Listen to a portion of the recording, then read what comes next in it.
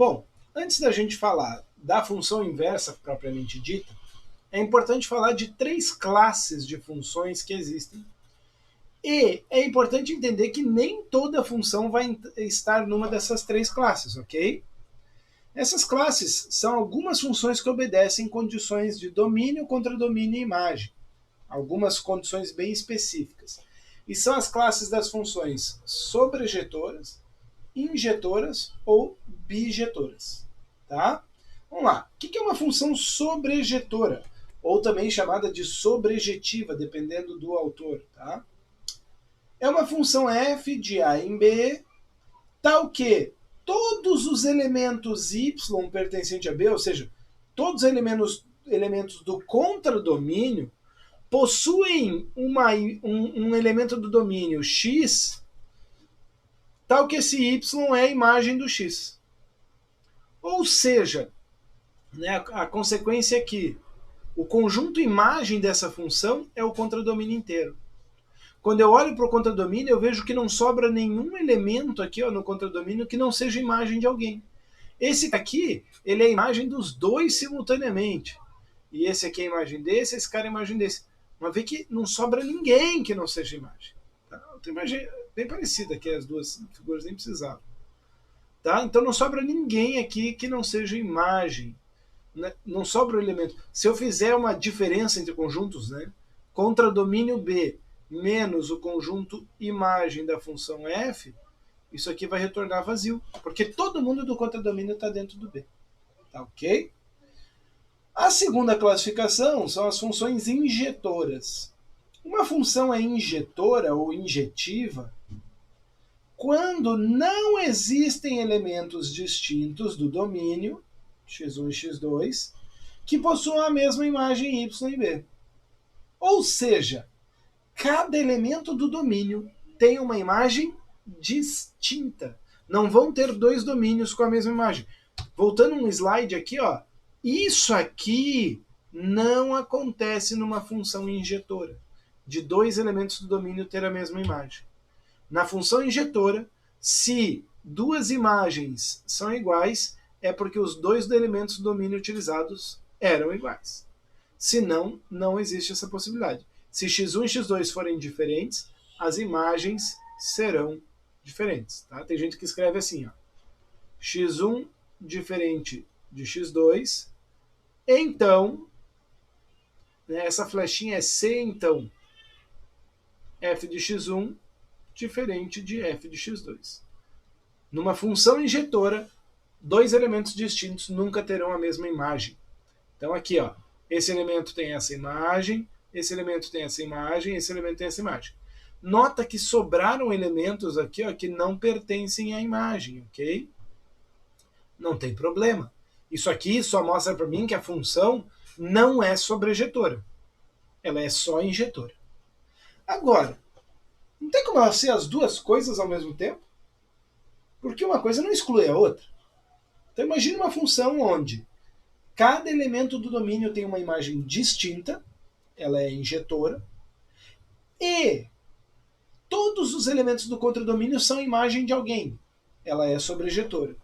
Quando ela for injetora e sobrejetora simultaneamente, quando ela pertencer a essas duas classes simultaneamente, então ela será classificada como bijetora. Tá? Então não tem nada de novo aqui.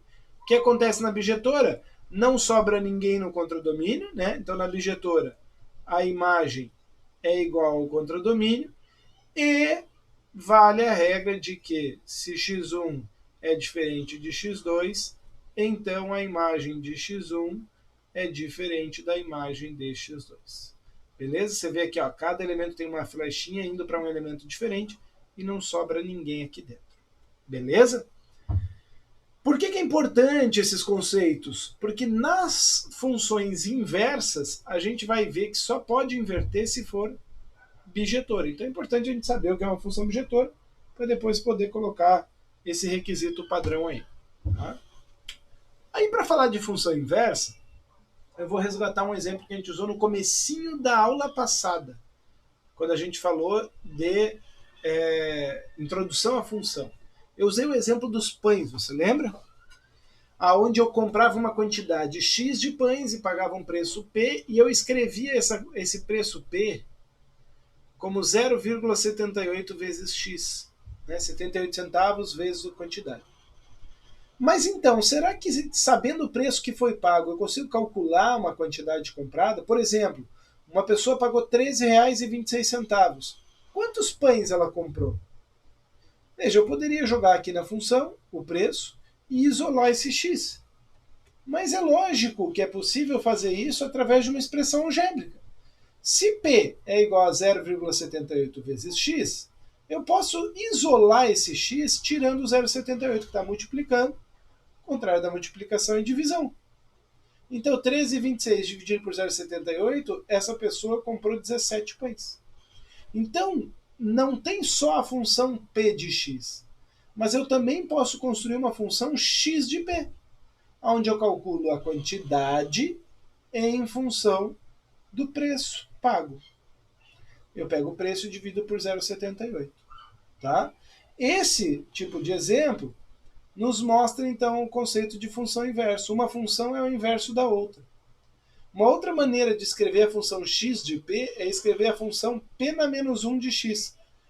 Aqui esse menos 1 não é um expoente, é um símbolo para lembrar de inversa, tá?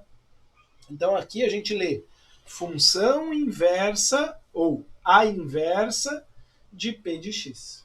Tá bom? Como é que eu posso definir então esse conceito, né, matematicamente? Bom, se existe uma função f de A em B, domínio A contra domínio B, a função inversa de f, quando existir, se existir, será representada por uma função f na menos 1 de B em A.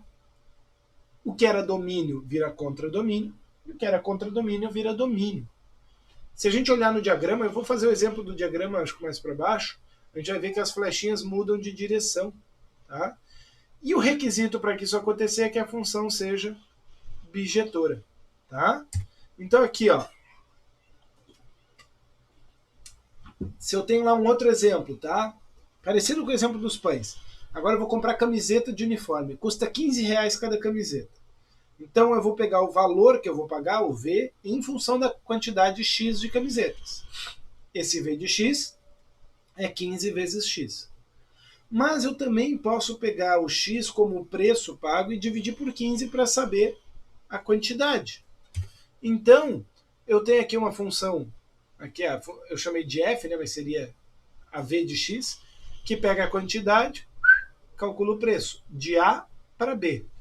Mas, se eu pegar de B para A, né, como se eu estivesse invertendo essas flechinhas aqui, ó, tá? Aí eu estou fazendo a função, ele chamou aqui de G, mas é a mesma coisa que eu chamar essa função de f na menos 1. É a inversa dessa função. Tá? Como que eu faço para inverter uma função? Então, para fechar a aula de hoje, a gente vai pôr aí um exemplo de como inverter a função. Então, sabendo aqui, ó, uma função de reais em reais. Opa, se ela é de reais em reais, ela já tem uma primeira condição fácil para poder inverter. Que eu trocar domínio contra domínio de lugar não vai mudar muita coisa. E ele diz que a função é assim, ó, 1 menos 5x. Vou assumir que essa função é inversível ou invertível. Né? Ela admite inversa, então ela é bijetora, ele falou aqui. Beleza. O que eu faço? Tá? Presta atenção porque esse passo a passo é muito importante. Vou só repetir a função aqui, tá? O que eu vou fazer? Primeiro passo. Eu vou trocar, para facilitar, tá? Eu vou trocar f de x por y. Então, no lugar de f de x, eu vou escrever y. Tá aqui. Agora, eu preciso...